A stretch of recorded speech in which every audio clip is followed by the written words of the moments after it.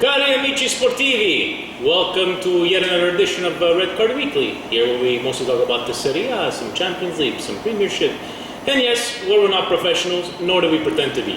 As you can see, we got a full panel today after this nice derby. First, I'll introduce to my right, Steve. Del mio sangue vado fiero perché sangue rosso nero. Polillo. I am Vince. Il vino mi fa ballare. La birra mi fa pisciare e l'Inter mi fa cagare. Tavernese. And to my left, Francis. Oh, Charlotto! What is he doing, Stramaccioni? 5 seconds later, where's Charlotto? Stramaccioni sei il meglio! Hello, Giacomo. Welcome again, Francis. Sorry, Francis. I didn't mean to insult you. A little bit extra pounds on Francis. Steve, would you like to... Guys, this week after the derby, we have two fantastic guests. To the far left, next to Francis, Interista, as you can see, Gucci cap. Mike, I don't know if I'm going to talk a lot today. Come and see me at Holtz or Amarone Montrezor, Zingari. And to my right, yes, I have the same jacket as Steve, but in black, Giovanni Arcadi. Welcome, guys. And yes, guys, it was a big derby weekend. Second derby della Madonnina of the year. And this time we had no winners.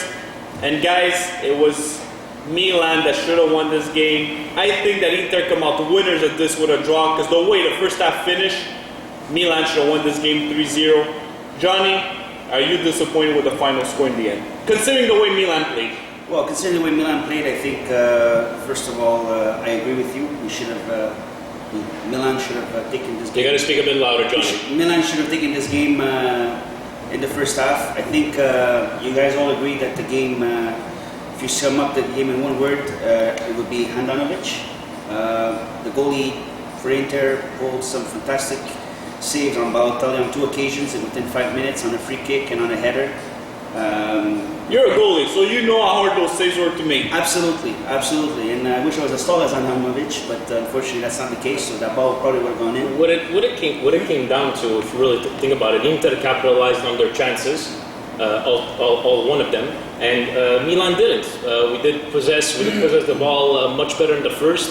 Balotelli did miss a couple of within 3-4 yards out, and I think but we could agree on one thing: it was a lot better than the first derby of this year because that derby was absolutely There was horrible more as action well. this time, yes. And it was a lot more. And I think we all kind of felt there was going to be a tie. I think a fair result for both teams. That's not a fair result. I think Milan should have won, guys. Milan went in this game full of confidence, and it showed in that first half. It just but let me be content. Like, we were tired because we played the game on Wednesday. Ci sta la fatica, sai cosa così. So I think, guys, it was honestly a bad result for Milan. We caught an Inter team that's decimated with injuries. Don't have Milito. They have Ranocchia at 50%. very fragile mentally. Their coach also probably didn't sleep till this derby game. And Milan had to win. They needed the 3 points. This was going to separate the two teams for their last Champions League spot. Now Lazio have a chance to retake that third place. But still an exciting city. When you saw Milan take the lead and the way it went in the first half, did you think Inter could have came back? Absolutely not. I thought the game was going to be over. I was quiet watching the game. That's why they think I was going to stay quiet during the show. And honestly, I'm very happy with the result. With a 1-1, I get out with 1 point. Were you pissed when Cambiaso came off for Schelotto? Of all players, if one guy shouldn't have came off, it was Cambiaso. I was dying of laughter because Cambiaso was blocking shots, running after the guy, stopping them. He was all over the field. And there's a guy with experience on top of that too. Well, he brings something that other players cannot bring, especially what we have left in our team. And Who's the best player on the field for Inter? Andanovic, Zanetti, Cambiaso, and for Milan? Milan actually had a good game. Montari, not bad, but no, definitely Just guys, are you a Andanovic. bit disappointed in the second half? Allegri didn't go for it, didn't push for it. I thought he waited a little bit too long, maybe to bring in Boyan, to bring in maybe a bit more, I don't know. Guys, Niang got to start this game. Yeah. I think Mr. Allegri, which his tactics, he's a bit scared sometimes. his tactics played out well against Barca there. That where we were a lot more defensive there, but against an Inter team who was guys, when the animal was wounded, go for the kill. And he didn't go for the kill. He waited too long, and this is why we have 1 point. And this is why I was happy with Allegri in the middle of the week. Now I'm pissed off at Allegri. So I can understand the Inter fans are very happy with the result because Very they came back- ecstatic they about came it because I back won't have to hear you and guys scored. for the next month. Came or back and so. scored with 15 minutes left in the game, you know, but it was a disappointing result for Milan. My only disappointment, guys, I'm going to tell you something. There was something about the Milan players and their attitude, their cockiness. You saw the the personality of mid-season, the beginning of the season, to what I saw today. What a difference! Because now they weren't happy when they were getting pushed around. They were yelling at guys. Right? Montolivo acted like he was a RoboCop all of a sudden. I've never seen Montolivo get mad like that in my life for nothing. For nothing. For nothing. Cambiasso didn't do nothing, guys. He fouled him. It wasn't a hard foul, right? He gave him an I'm extra just little saying tap there's over a- there. It's okay if he gets mad, but I he find- over-exaggerated. He brought it A to little the bit. level. I think it was caused by the fact that we're playing Inter, if you ask me. Probably if it wasn't because it's a derby. But he's lucky he didn't get a card for that because the ref.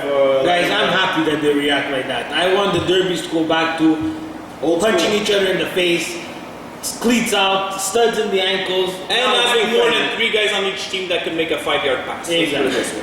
All right. Guys, Juve elsewhere cruised to a win against Siena 3-0. I didn't play spectacularly, but they were always in control They of were this always game. in control. But you know what? I felt bad for Siena because they were playing that before the first goal. Siena was defending very well. I'm not saying that Siena went over for the goals, but then that really like a kind of a bad luck when you get that bounce. I don't know if you guys saw the goal by Lichtsteiner Yeah. where the goalie like stopped it and went on Lichtsteiner, just bounced inside. And you know, as a team like Siena, when you're down 1-0 at Juventus Stadium, you're not, you know, you're gonna try. Especially the last 2 games, guys. Siena won very convincingly. They've been playing well. That's always disappointed that Yeah. they just sat back. They just sat back, and I think honestly, Maybe they were scared it's after of you. that first goal, they didn't want to.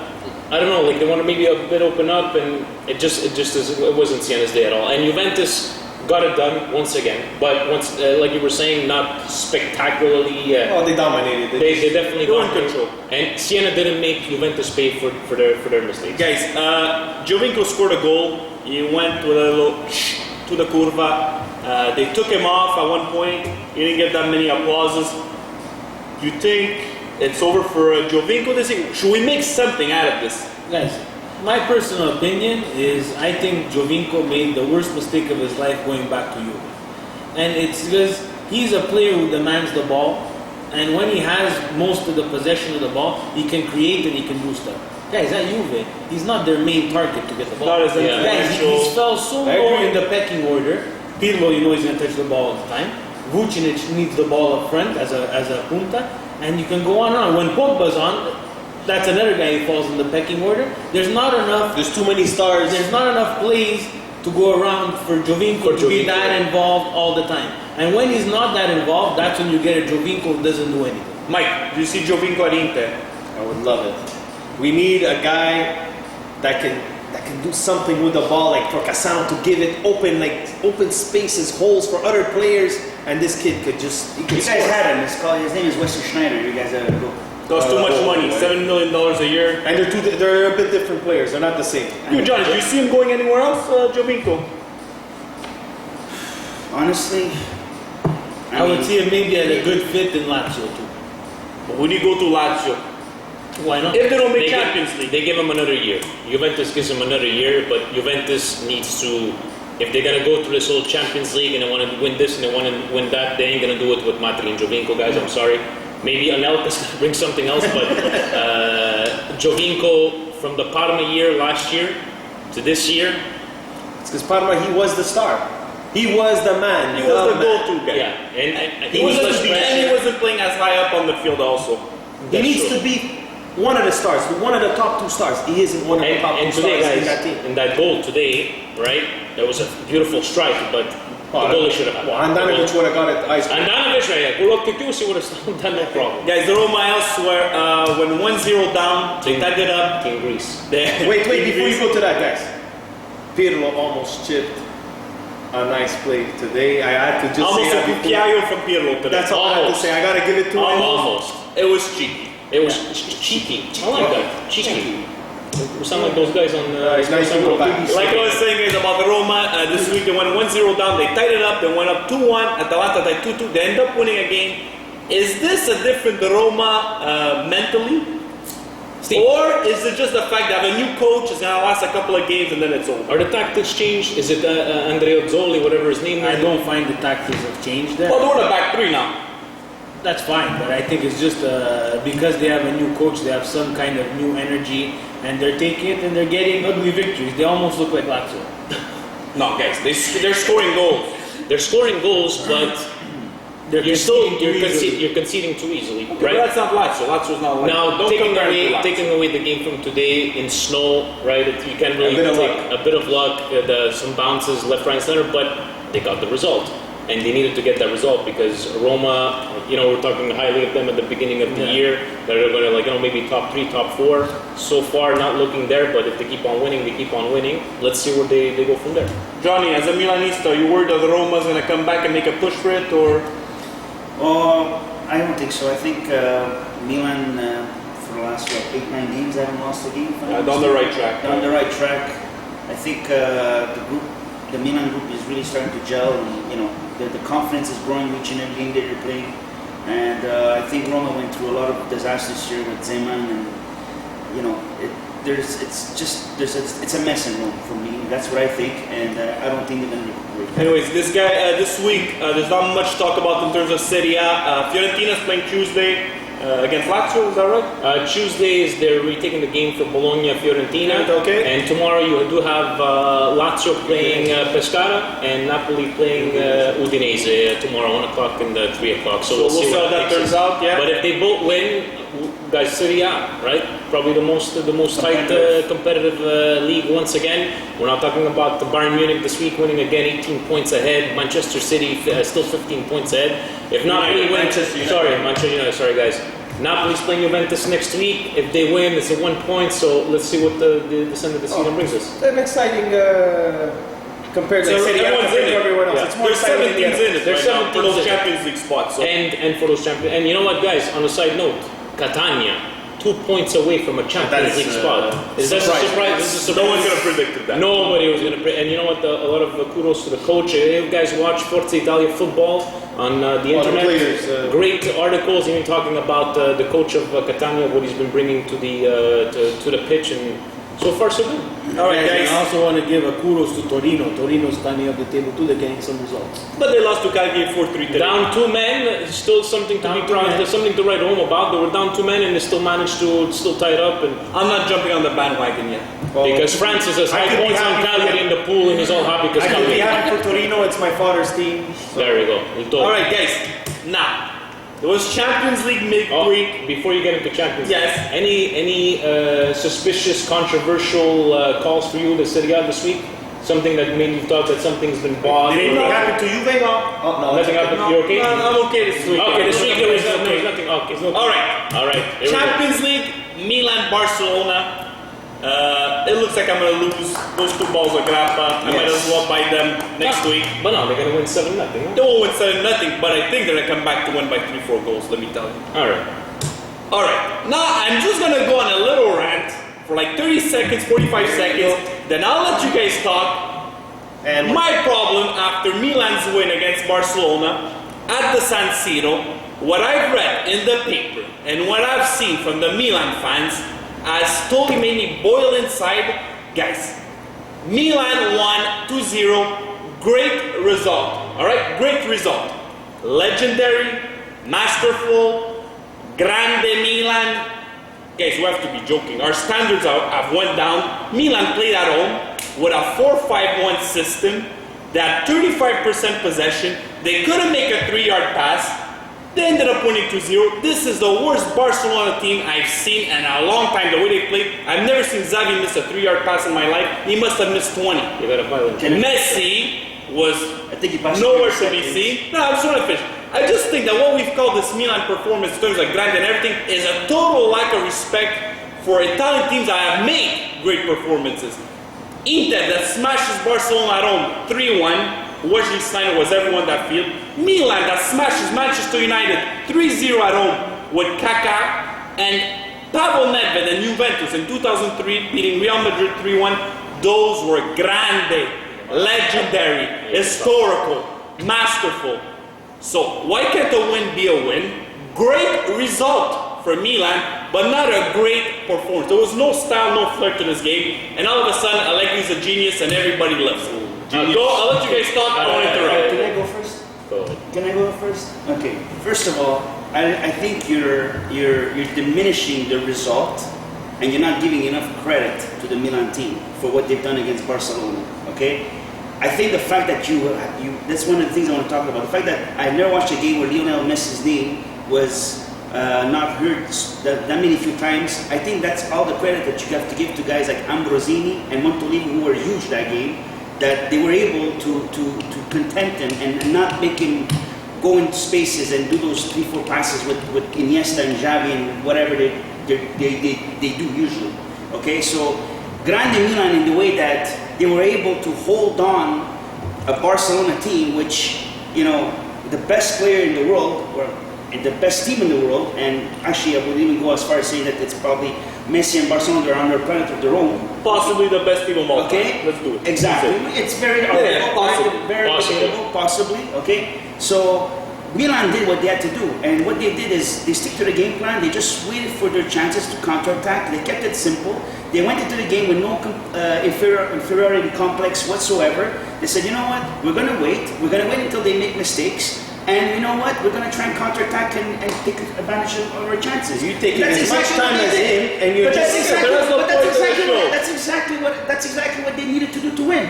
And you know what, that's the only way you could win against a team like Barcelona. And you know what, Milan proved that you don't have to be a 75% possession team to win a game.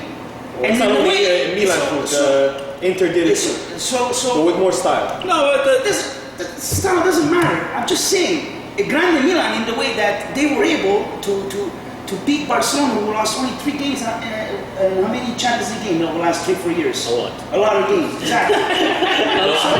What we're getting at is that Milan did not play a fantastic game. I didn't say a single word after they did not play a fantastic game. I agree. Milan came out with their tactics that worked at about 75%, and the only reason we got up 2-0 is because Barcelona did not make us pay for our mistakes, and Barcelona had no answer to our tactics. Messi's name, like my cousin was saying, was never mentioned. But if you guys I have the game taped, I rewatched. Yes, okay, the whole handball, it touched his face, it touched his thing, but I still come back to the fact Barcelona had no answer to the Italian tactics of that game. Now, I'm still a realist. It's only 2 goals. Yes, even if we lose 3-1, we're still going to pass. But can we all be in one agreement here that nobody on this table, including myself, would have ever predicted a kind of score like that? Absolutely agree. No, never. I said by 5, by the way. They would lose by 5. Yeah, But and also let's give something to the Italian newspapers, guys. They needed to sell something. Exactly. This was something not only for Milan, what you guys from Inter failed to understand. I am proud for Milan. You guys have to understand that this was for all of Italy. We've been shit on by the English Premier League, the La Liga, and the Bundesliga the whole year that our Serie A sucks.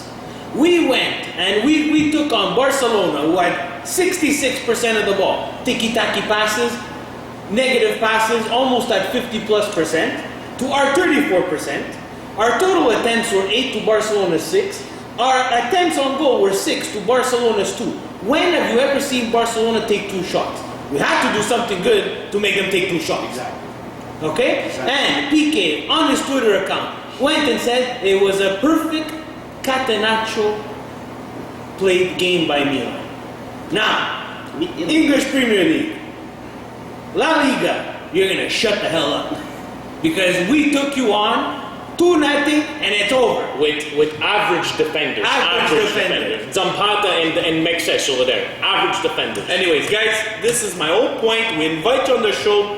Credit to Johnny that came to debate the point. We had an intelligent discussion, and this is what Red Card Weekly is all about. So kudos to Johnny. Now, Please remind what about me. Mike? Mike, and I'm going to ask him, do you think Milan survives and gets out of this tie against Barcelona? Honestly, I have a little fear for Milan, which I'm happy that they won the game, but I don't want them to beat Barcelona. I think that Barca is going to come at home. They're going to come with fear of nothing. They're going to just give it to Milan, and if Milan is able to get out of the first half with a goal or 0-0, they have a chance. But I doubt it. I see Barcelona coming. Barcelona, we all know Barcelona in their minds, they need 2 goals, minimum 2 goals with no meal.